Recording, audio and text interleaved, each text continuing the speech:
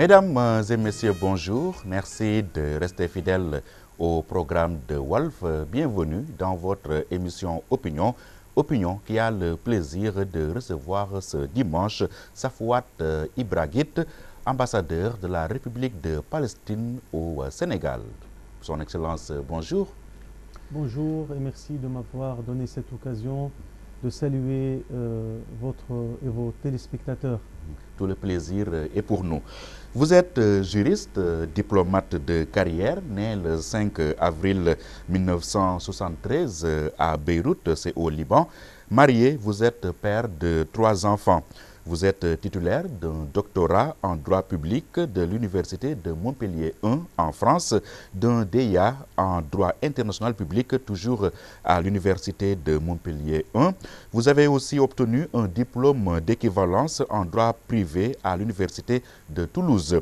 Votre licence en droit, vous l'avez décrochée à l'Université de la Jordanie, Amman. Côté parcours professionnel, Safouat Ibrahit, vous avez été premier conseiller chargé d'affaires à la mission de Palestine en France, directeur de recherche expert Palestine International Institute, conseiller juridique à la mission permanente de la Palestine à l'UNESCO à Paris et délégué général au département des réfugiés et des personnes déplacées en Europe. Depuis le 15 octobre 2015, vous êtes l'ambassadeur de l'État de Palestine au Sénégal.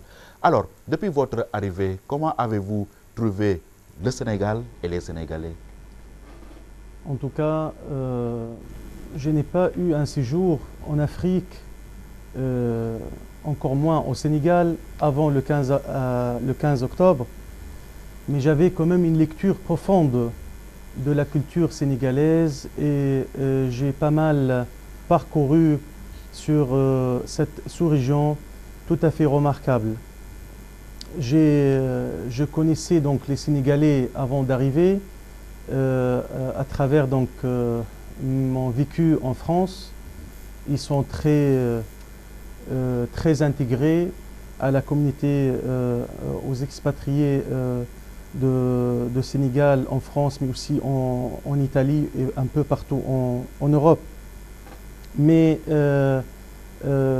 physiquement, j'ai commencé à explorer la beauté d'un tel pays et le charme de son peuple, c'est à l'arrivée. Et je me suis fait vite une idée sur le peuple sénégalais que je peux résumer en quelques mots. D'abord, peuple tout à fait instruit et cultivé, qui connaît bien le monde extérieur et qui aime bien les étrangers.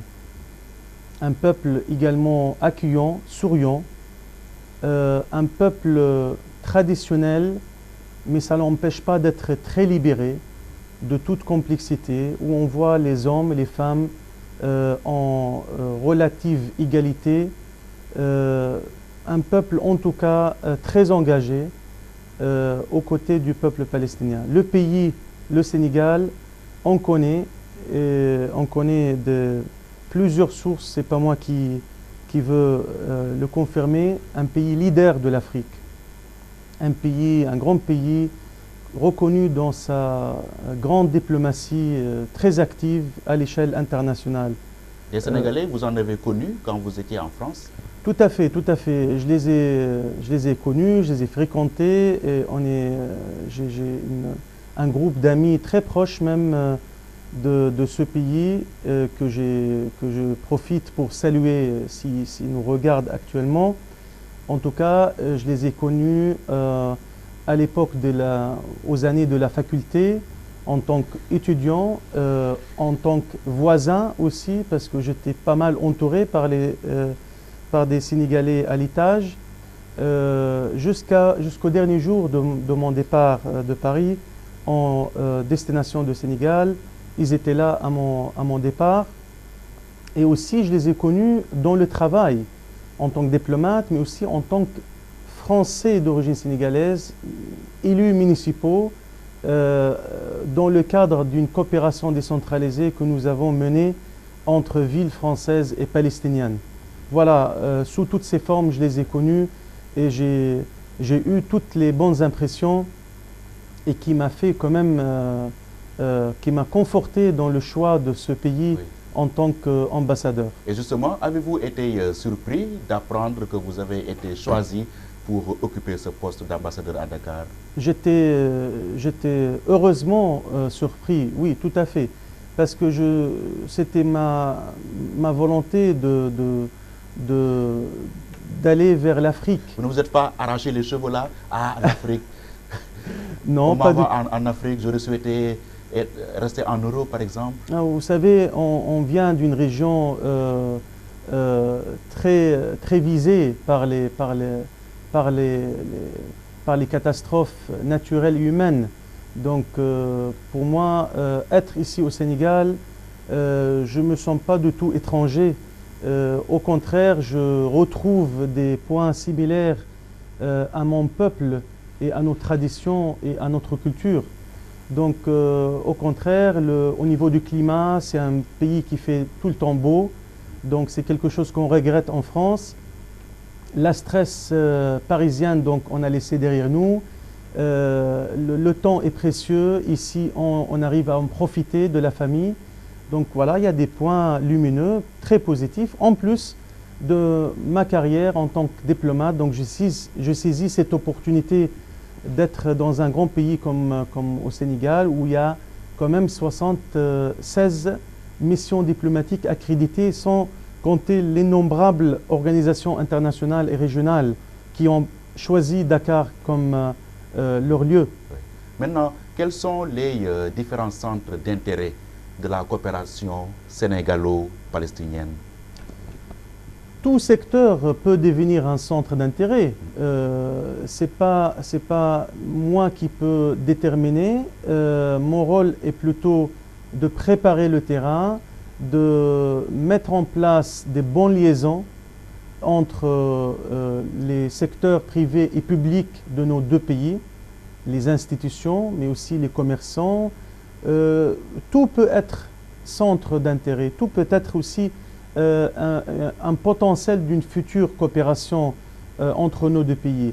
L'essentiel, c'est que dans ma vision, dans notre vision à l'ambassade, c'est de partir de cette diplomatie assez classique, traditionnelle, et aller au-delà vers un dynamisme et marquer un petit peu le renouveau. Et ceci, on peut le faire sans problème en trouvant les bons partenaires et en appelant à une concertation entre les concernés pour qu'on puisse petit à petit déterminer, identifier les besoins et les priorités. Et peut-on parler de relations gagnant-gagnant entre les deux pays? Nous sommes toujours gagnants en étant à côté de l'Afrique et au Sénégal en particulier. Je crois que pour mesurer l'importance d'avancer dans cette optique de partenariat, des relations partenariales, on doit quand même s'attendre à quelques préparatifs nécessaires qui vont bien sûr nous dire par la suite l'importance d'une telle démarche. Oui. Et qu'est-ce qui va vous différencier de vos prédécesseurs au poste d'ambassadeur au Sénégal? Je ne sais pas si je dois être différent, mais je dois surtout compléter ce qui n'a pas été réalisé. Parce que vous savez, nous avons un mandat assez restreint dans le temps et on ne peut pas forcément tout faire. Et je suis là pour essayer de réaliser ce que mes prédécesseurs ont entamé sur la voie diplomatique. Bon, j'ai toujours cette tendance d'étaler les relationnels vers d'autres secteurs nouveaux où on découvre un potentiel nouveau et je suis persuadé qu'on va découvrir un trésor de relations. Oui, difficile de parler de la Palestine sans faire allusion aussi à l'Israël. Bon, Il se trouve qu'Israël a un ambassadeur ici au Sénégal. On l'a vu organiser des voyages pour des imams qui se sont déplacés en Israël. L'ambassadeur d'Israël, on le voit souvent offrir des ndogou, des déjeuners à des imams ici au Sénégal. Vous également, on vous voit faire enclencher une offensive médiatique, aller vers les médias. Cela signifie-t-il que Palestine est en concurrence avec Israël au Sénégal? Je ne vois pas les choses de cette manière-là du tout. On n'est pas en concurrence avec quiconque. Nous sommes considérés comme chez nous, à côté d'un peuple frère qui connaît très bien la Palestine et le peuple palestinien, qui était tout le temps solidaire aux droits palestiniens. Et je crois que mon rôle, c'est de passer le volet solidarité pour aller vraiment vers un dynamisme, le dynamisme que je peux résumer en cette volonté de montrer aux Sénégalais que la Palestine peut être aussi productif, utile et est une valeur ajoutée aux Sénégalais sur tous les plans. Donc montrer aux Sénégalais les images de la Palestine, non seulement l'image que certains médias ont essayé de nous les réduire ou réduire dedans, image d'une victime qui est une réalité, mais qui n'est pas toutes les réalités. Il y a d'autres réalités à montrer aux Sénégalais, les réalités culturelles. C'est un peuple créateur, bon vivant, voyageur, c'est un peuple normal, digne de son nom, comme c'est le cas de tout autre peuple. Donc, mon rôle aussi de démontrer aux Palestiniens qui ne connaissent pas assez le Sénégal, qui sont soulagés de voir les Sénégalais, malgré la distance lointaine, sont derrière la cause palestinienne, mais montrer aussi ce que c'est le Sénégal, ce que c'est la culture et les traditions sénégalaises. C'est très important et il fait partie de mon devoir de le faire vis-à-vis mon peuple également. Donc c'est un travail à deux sens. Oui, mais vous ne cherchez pas à gagner, remporter la bataille de l'opinion là, à mettre l'opinion publique sénégalaise à vos côtés? Vous savez, je suis confiant de la justesse de ma cause. La cause palestinienne est une cause juste, où tout le monde le défend, non seulement parce que c'est une question de droit, mais c'est parce qu'une question de valeurs où on partage tous une plateforme de valeurs humaines. Donc c'est à la mérite d'un peuple grand comme le Sénégalais, comme le peuple sénégalais, qu'on retrouve cette prise de conscience sans aucune faille. Et je l'ai dit auparavant, je le redis maintenant et je le redirai demain, le peuple sénégalais n'a pas besoin d'être séduit par une diplomatie palestinienne ou une diplomatie autre. Le peuple sénégalais est mature, grand, il sait, il est cultivé, il est ouvert d'esprit, il sait se positionner en fonction de ses valeurs, de ses propres valeurs. Voilà. Safouat Ibrahit, son Excellence, vous êtes ambassadeur de l'État palestinien au Sénégal. Si vous êtes là aussi en partie, c'est pour nous parler de cette journée internationale en solidarité avec le peuple palestinien. Journée qui sera célébrée demain, lundi 30 novembre. Que représente cette journée pour vous? D'abord, la journée internationale de solidarité avec le peuple palestinien a été décrétée en tant que journée internationale par l'ONU. Elle est célébrée tous les ans le 29 novembre, pas le 30, oui, le 29 novembre. Le 29 novembre. Donc le 29 novembre est une date qui était retenue parce qu'elle a une signification particulière pour le peuple palestinien.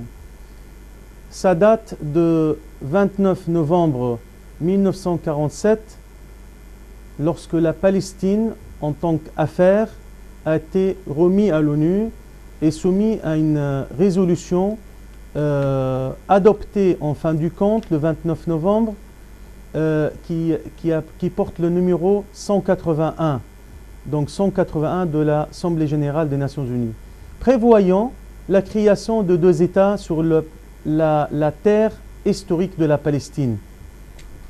Donc un État qui a vu le jour et qui a même eu une expansion territoriale par la suite à l'issue de cette première guerre israélo-arabe, juste après le plan de partage, et le deuxième État qui n'a jamais vu le jour pour le moment. Donc si on tient à célébrer une telle journée, c'est un geste de mémoire, c'est un message aux oubliés de l'histoire, aux Palestiniens, que vous n'êtes pas seuls ni isolés aujourd'hui, que le monde entier est derrière vous, est solidaire, vous console et vous envoie une affirmative concernant la légitimité de vos droits sur votre terre et sur votre sol. Oui, mais vous avez dit tout à l'heure que le peuple palestinien ne veut plus continuer à subir cette étiquette de victime qu'on lui colle très souvent. Il veut montrer que c'est un pays, c'est un peuple bon vivant. Est-ce que le fait de célébrer cette journée-là ne vous enfonce plus dans ce carcan-là de victimes? Non, pas du tout, parce que je n'ai pas dit que on veut nier la réalité, que le peuple palestinien subit une occupation, une souffrance. C'est un peuple en souffrance.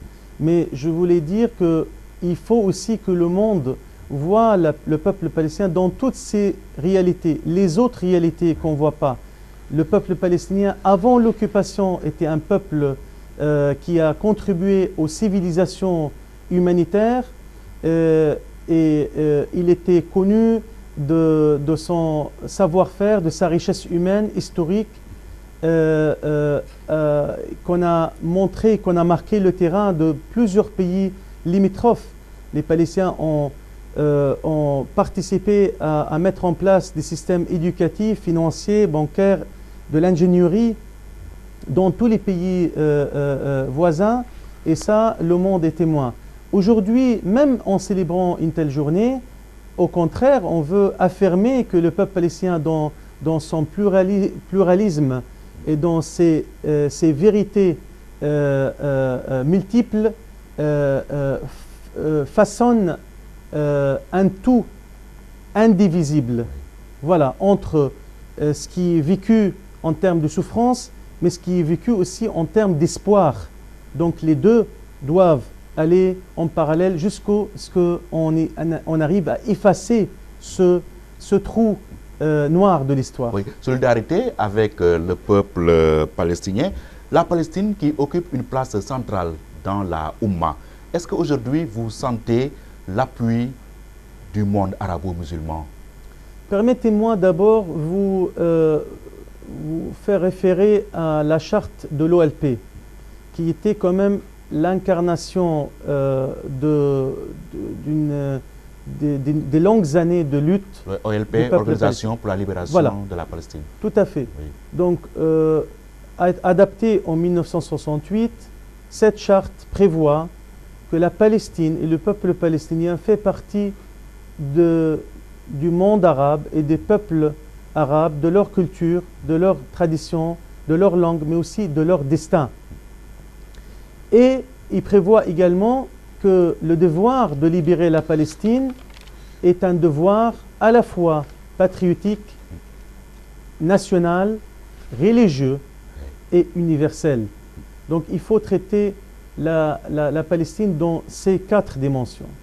On ne peut pas être détaché de notre profondeur nationale arabe, on ne peut pas non plus être détaché de ce monde libre qui nous soutient malgré toute une différence culturelle ou lointain géographique. Maintenant, pour revenir à votre question,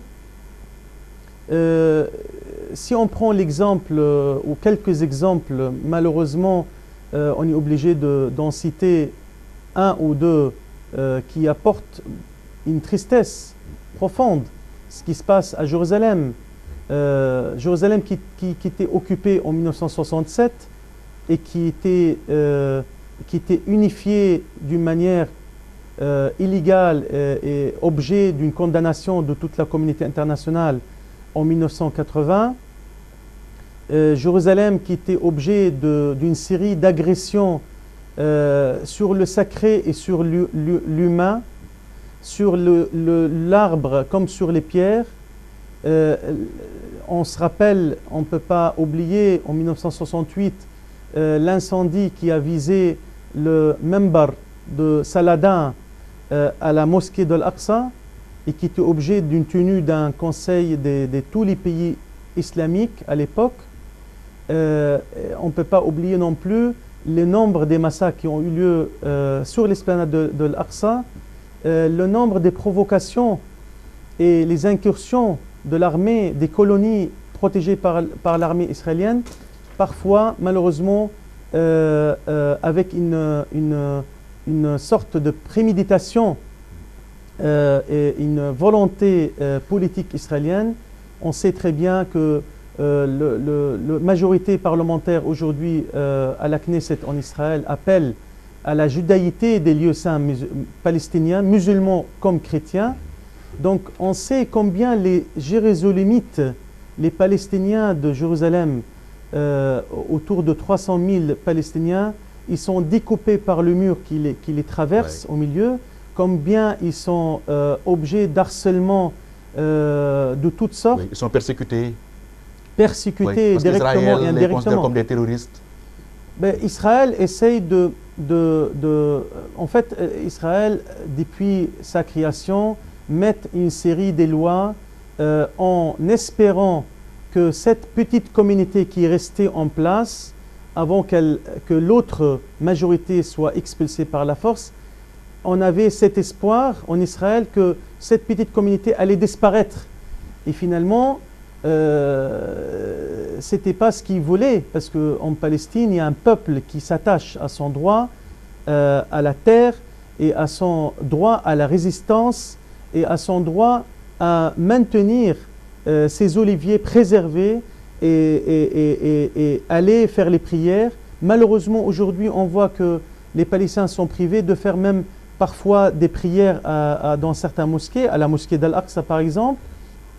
Malheureusement, les chrétiens comme les musulmans sont harcelés quand il s'agit de leurs fêtes religieuses. Malheureusement, on voit qu'il y a toujours cette tendance même à Hébron, pour ne pas se concentrer sur Jérusalem, la deuxième grande ville de la Palestine, Hébron, où on a assisté à un drame en février 1994, qui a causé donc qui était un carnage contre des prières, en train de faire les prières dans le soujoud. Et voilà, donc les Palestiniens résistent. Oui, et pendant ce temps, que fait le monde arabo-musulman? C'est pour ça que je voulais vous dire que l'attente palestinienne de cette Ummah, de ce monde arabo-musulman, est beaucoup plus grande de ce qui est donné en termes d'aide et de soutien. Et que normalement, qu'attendez-vous concrètement de la Ummah? J'attends qu'elle assume ses responsabilités de préserver déjà ces lieux saints, parce que ces lieux font partie le lieu saint de l'islam, le troisième lieu saint de l'islam, Al-Aqsa, qui était la première direction des prières. Aujourd'hui, il est squatté par les colons. Il est une scène hebdomadaire de toutes sortes de provocations et d'agressions. J'attends de l'Ummah de ne plus normaliser les relations avec l'entité de l'occupation. J'attends de l'Ummah de diriger ses pèlerins vers Jérusalem pour essayer d'aider les Palestiniens, où ils ne se risquent de les montrer qu'ils sont là à côté, aider, animer leur économie, leur commerce, acheter chez eux, manger chez eux, dormir chez eux. C'est un message important que les Palestiniens ne soient pas découpés de leur monde. Donc c'est important que l'Ummah et le peuple ne vont pas via Tel Aviv pour aller faire les prières à Al-Aqsa. Al-Aqsa, c'est une mosquée occupée. Donc c'est malheureusement honteux de voir des musulmans qui coordonnent leur pèlerinage via les autorités de l'occupation. Là, il faut se réveiller à un certain niveau. Et d'ailleurs, il y a un fatwa qui était émis par le conseil de Fuqaha de Fiqh au Koweït en mars dernier, de l'année en cours, qui incitait les pèlerins musulmans d'aller visiter l'Aqsa en respectant de certains critères, de ne plus surtout pas normaliser les relations avec l'entité de l'occupation israélienne. Ce n'est pas notre objectif et c'est ce qu'on demande. Et vous pensez que la Oumma peut peser lourd face à Israël qui a le soutien des États-Unis, par exemple? Vous savez, nous ne sommes pas dans une logique de confrontation entre un bloc et un autre. Nous considérons que les paramètres d'une solution politique et négociée sur un plan pacifique, c'est le choix numéro un, en tout cas de leaders palestiniens et de l'OLP. Donc nous attendons maintenant que le monde entier se mobilise pour soutenir et pour sauver une telle perspective pacifique, politique. C'est-à-dire les paramètres sont connus et reconnus mondialement. Qu'est-ce qu'on attend? On attend combien d'années encore? Combien du sang doit couler encore? Donc, il est temps d'agir. Il est temps de reconnaître l'État de Palestine comme un fait réel. Il est temps de sanctionner l'État d'Israël en tant qu'État d'occupation qui ne respecte pas ses engagements en vertu des protocoles de Genève et de toutes les conventions internationales. Qui doit sanctionner Israël?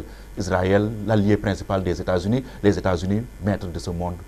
Vous savez, si on a cette attitude négative, on ne fait rien. Et si on a eu cette attitude négative ou passive, on n'a pas vu des pays et des précédents de l'histoire se font libérer, comme en Afrique du Sud. Le régime d'apartheid, comment il est tombé?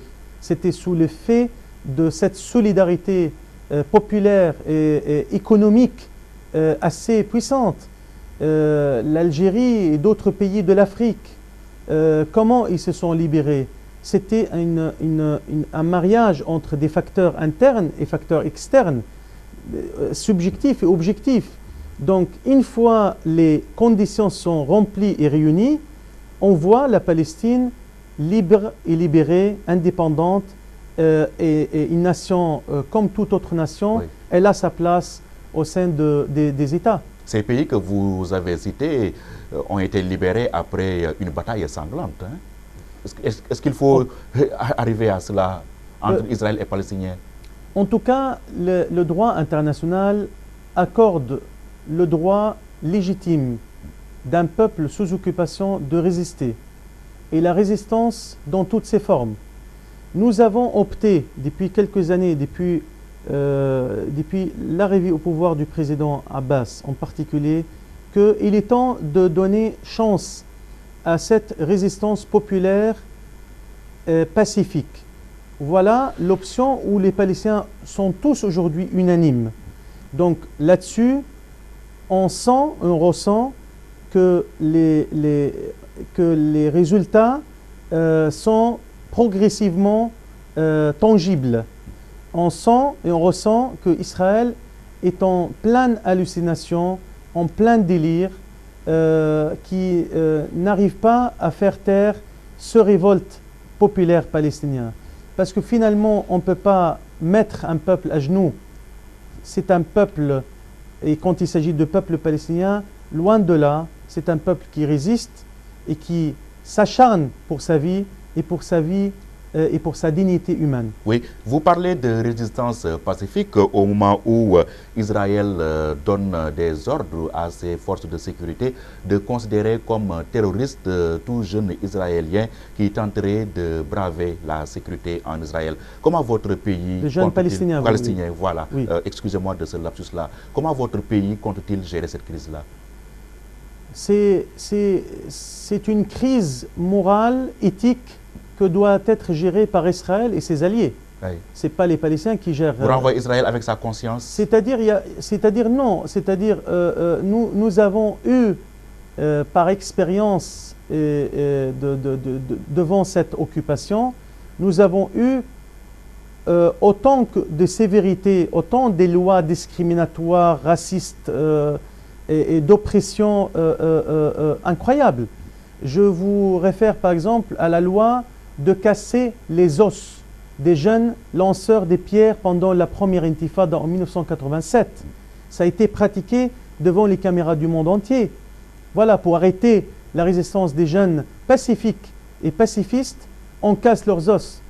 Et on se rend compte encore qu'en Israël, il y a des lois uniques qui n'existent nulle part autre qu'en Israël, comme la loi qui autorise la torture des prisonniers politiques. Le seul pays au monde qui autorise la torture textuellement. Donc, pourquoi s'étonner?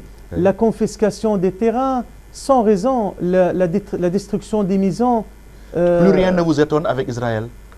C'est-à-dire, on ne s'étonne pas devant une occupation qui qui nie notre existence et qui essaie d'éradiquer notre identité. Nous sommes là pour résister à l'oubli, pour résister à l'effacement de notre identité de l'histoire. Et les preuves qu'aujourd'hui, la levée du drapeau palestinien il y a 2 mois au siège de l'ONU à New York était aussi une affirmation que les droits palestiniens ne peuvent pas être effacés, que finalement la lutte du peuple palestinien a donné une partie de ses fruits et que cette politique des négations de droits palestiniens est en train d'échouer et de reculer. Oui, si on vous comprend bien, on a l'impression que le point de non-retour a été atteint, que des retrouvailles entre Israéliens et Palestiniens ne sont plus possibles. Est-ce ça la vérité? Avec un gouvernement tel que le gouvernement d'Israël aujourd'hui, je veux quelqu'un qui me contredit, mais je ne crois pas qu'il y a quelqu'un qui peut porter preuve du contraire. C'est un gouvernement à 2 tiers issu de colonies et de milieux colonial.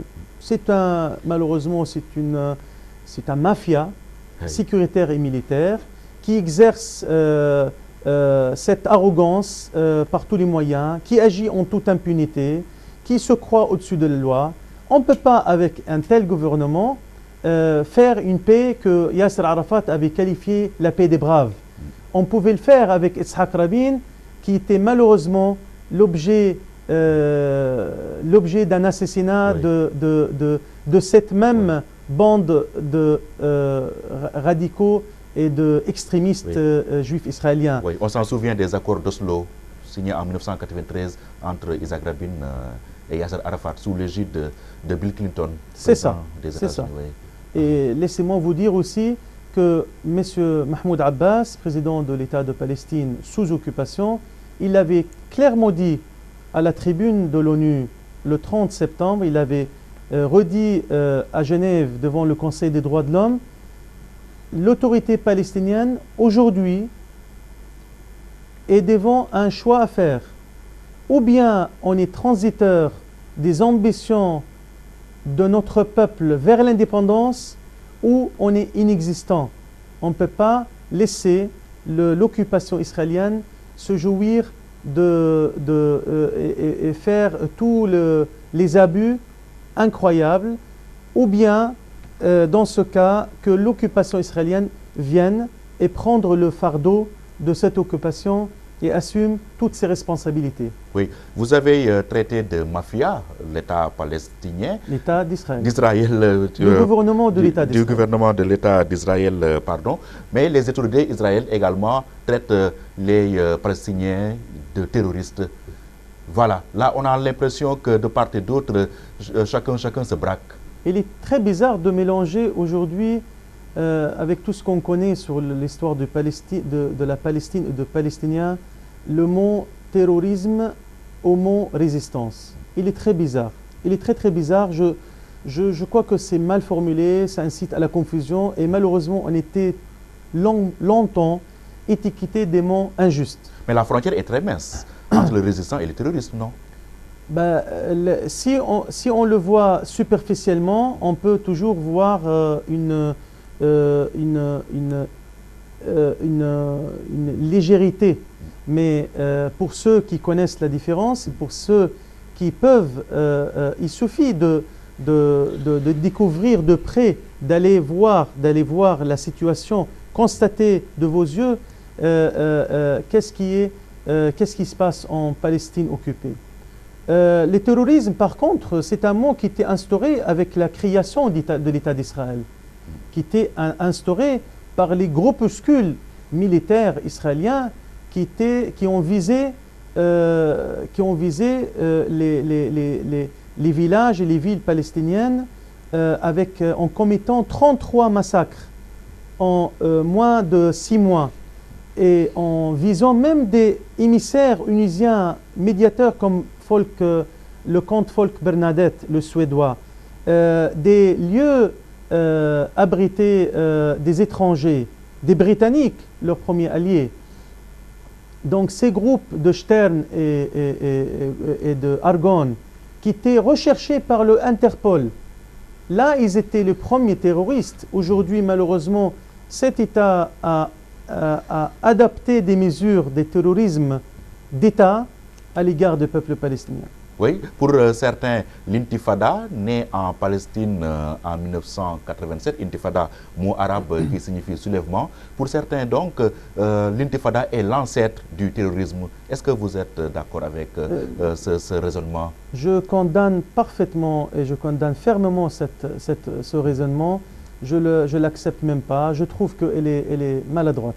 Je trouve que l'intifada s'inscrit dans une logique d'une libération nationale, un peuple qui souffre d'une occupation, dans une bataille où il n'y a pas une guerre, il y a vraiment des pierres contre des missiles, des couteaux contre des avions. Donc on ne peut pas parler d'une guerre ou d'une confrontation militaire, on ne peut pas parler d'un équilibre de force. Ça, on le sait, c'était toujours disproportionné, même en termes de victimes. C'est quoi, David contre Goliath? Oui, David et Goliath, oui. C'est un bon exemple. Mais c'est le Palestinien qui est devenu cette fois-ci le David. Et Gaza est témoin de ces 3 dernières guerres où on a assassiné des civils, assassiné des enfants en centaines chez eux et dans les écoles de l'ONU et dans les hôpitaux et sur les plages et dans les aires de jeu. Donc on parle de quel terrorisme? C'est qui peut faire des massacres? Les Palestiniens ou les Israéliens? Et je dirais même que,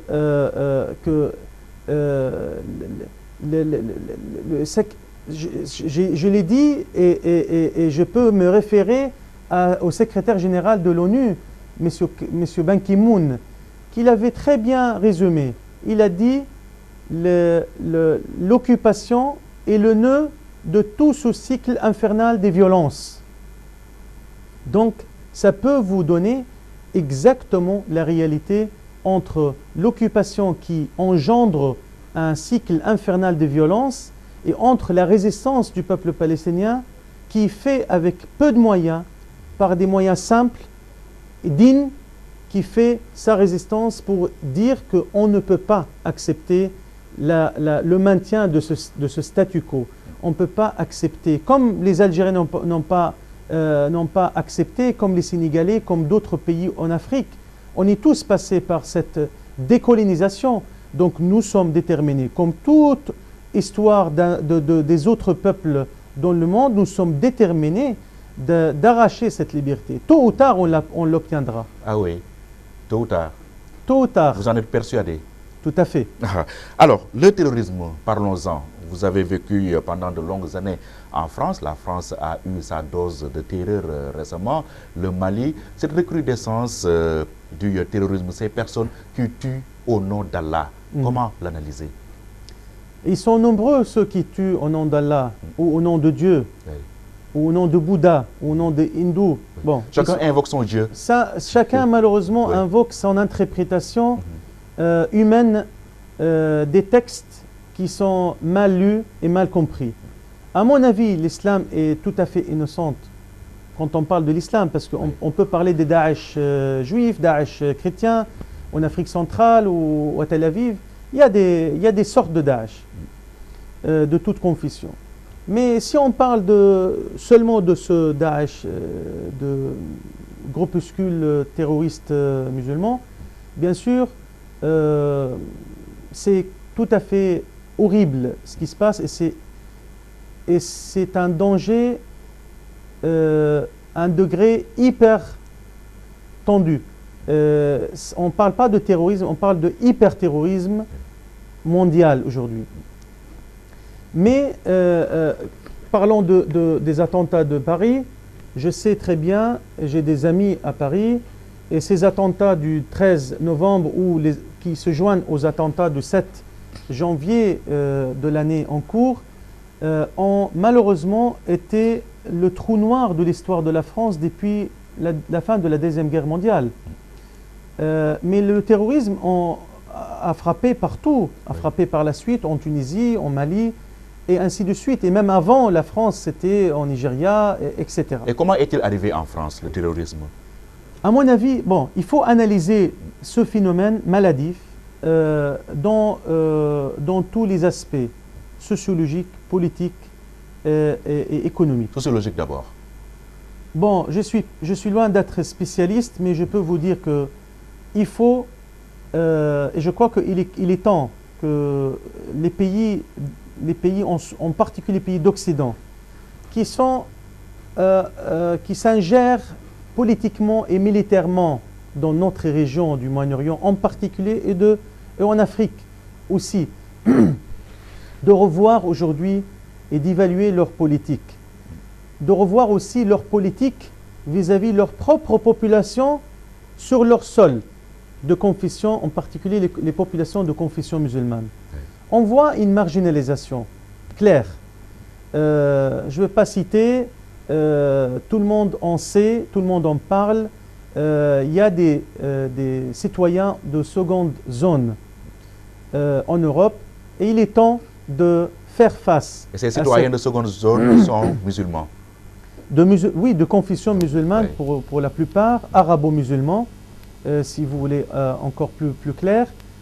Donc, la politique qui engendre des frustrations, la politique étrangère dans cette région, qui a engendré malheureusement beaucoup de crises aujourd'hui, c'est à revoir. La politique vis-à-vis l'intégration de telles populations en Europe, c'est à revoir également. Il faut avoir le courage et oser affranchir les lignes rouges en disant il y a une discrimination, il y a une frustration, il y a un chômage, il y a des facteurs multiples socio-économiques qui ont aussi été profités par une théologie malsaine, et par des prêcheurs qui squattent et qui sont financés pour recruter ces jeunes frustrés. Malheureusement, la Palestine, loin de toute implication dans ce terrorisme international, mais peut-être aussi une des questions qui sera, à tort ou à raison, à tort bien sûr, exploitée comme fonds de commerce de certains groupuscules radicaux pour recruter encore plus des gens et leur dire, voilà, vos ennemis, c'est la France, vos ennemis, c'est les États-Unis d'Amérique. Oui. Ils deviennent des proies faciles pour l'endoctrinement. Tout à fait, oui. Tout à fait. Maintenant, l'autre cas, c'est peut-être, on est toujours dans l'analyse, vous avez parlé de la sociologie, maintenant il nous reste de la politique. C'est quoi la cause politique? La cause politique, tout simplement, il faut préparer une réponse adéquate, appropriée à cette crise qui s'appelle le terrorisme international et déraciner les origines de l'existence d'un tel phénomène, parce que qu'on veuille ou non, ces pays, ces grands pays ont consciemment ou inconsciemment contribué à consolider certains réseaux en Afghanistan, en Irak, etc. On ne veut pas détailler dans l'analyse, mais ça, c'est quelque chose qu'il faut aussi dire sans ambiguïté.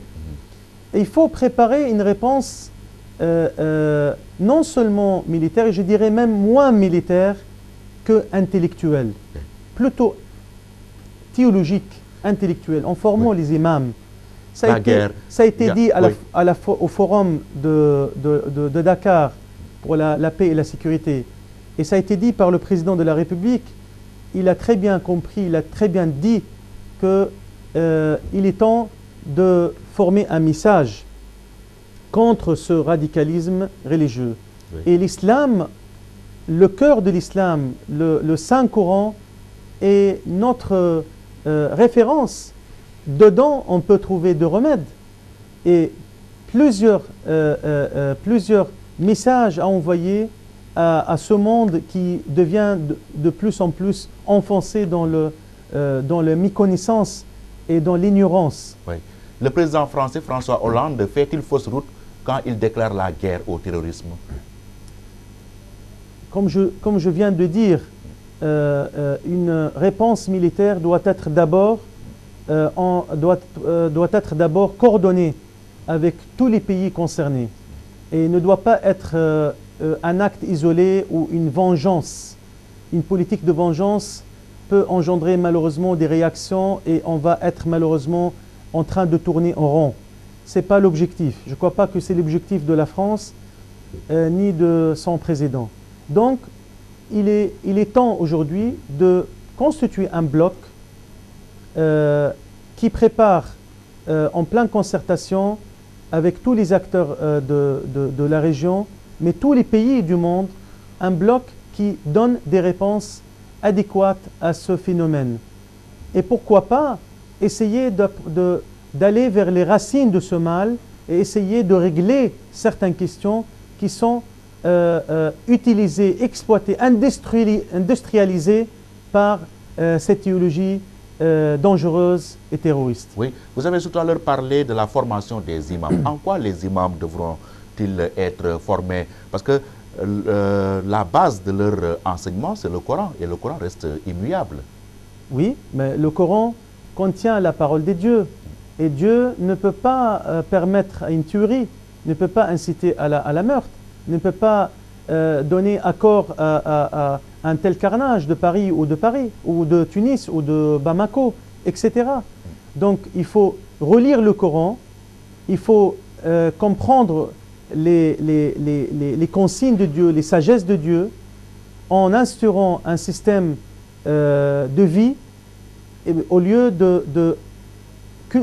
d'enraciner la culture de mort. Voilà comment on peut former les imams, en donnant une bonne lecture de ce saint Coran, de cet islam qui est basé sur la modération. Oui, mais voilà, là, donc le message clair. Les imams le savent déjà, parce que le choix d'un imam dans une mosquée se fait de manière sélective, hein. Il n'est pas imam qui veut. Malheureusement, nous avons des imams qui sont en pleine méconnaissance et qui sont en train de reproduire des erreurs et des erreurs dans l'interprétation de certains textes et parfois faire glisser des fatwas qui sont contre-productifs à l'image de l'islam. Donc on ne parle pas des mêmes imams, on parle de certains imams formés à l'Azhar ou formés au Maroc. Là, nous avons un bon exemple ici au Sénégal d'un islam tolérant, d'un islam qui reflète son nom. Mais ce n'est pas le cas de certains d'autres pays. Je ne vais pas en citer, vous en connaissez. Donc voilà, il faut généraliser cette éducation et cette formation pour que vraiment on resserre l'étau sur ces terroristes et sur cette mauvaise interprétation de l'islam. Mais le Sénégal doit-il dormir sur ses lauriers? Depuis quelque temps, on assiste à l'arrestation d'imams, justement. Est-ce que notre pays peut être un terreau fertile pour le terrorisme? On croise des doigts. Le Sénégal est un pays stable. Depuis son indépendance, on n'a pas assisté à une guerre ou à un coup militaire. C'est un pays homogène, avec une culture pacifiste. Ça, j'en suis témoin et beaucoup de diplomates m'ont raconté leurs impressions et nous sommes tous là-dessus d'accord. Bien sûr, la menace peut venir de l'extérieur comme peut venir d'une petite cellule, ce qui nécessite une vigilance, une surveillance, non seulement sécuritaire, mais comme je viens de dire, populaire, médiatique, éducatif. La réponse doit être globale. C'est comme ça qu'on peut éviter le maximum de dangers de ce phénomène. Mais on ne peut pas avoir un risque zéro. Oui, le risque zéro n'existe pas. Ça n'existe nulle part. Oui. Oui. Et le débat qui fait rage dans notre pays tourne autour du voile intégral, la burqa. Alors, faut-il interdire, à votre avis, le port de la burqa? Non, non, moi, en tant que diplomate, je représente une entité politique. Je n'ai pas d'avis à donner à des telles questions purement religieuses. Je peux vous dire mon opinion après, oui. Mais je ne peux pas, en tant que politique, me prononcer déjà sur le principe. Et autre chose, une dimension importante, on ne peut pas s'ingérer, nous, diplomates étrangers, dans les débats internes du pays où on sert notre pays auprès d'elle. Par contre, ce que je peux vous dire, je salue vivement, je salue de cœur la tenue de tels débats. Parce que le fait que des débats se tiennent autour de toute question possible prouve que la démocratie va bien, que le peuple sénégalais, en l'occurrence, vit parfaitement ses libertés.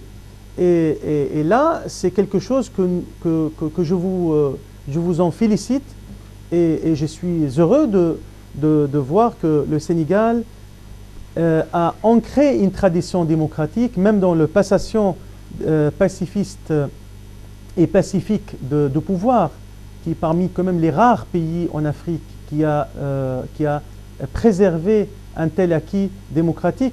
Et bien sûr, d'autres démocraties ou d'autres formes d'expression démocratique sont vues et constatées. Le nombre des partis politiques, d'avoir une opposition, des journaux qui critiquent le gouvernement, c'est une ambiance très saine que je vous en félicite encore une fois. Vous pensez qu'il faut poser ces questions-là sans tabou et oser briser la glace, l'omerta?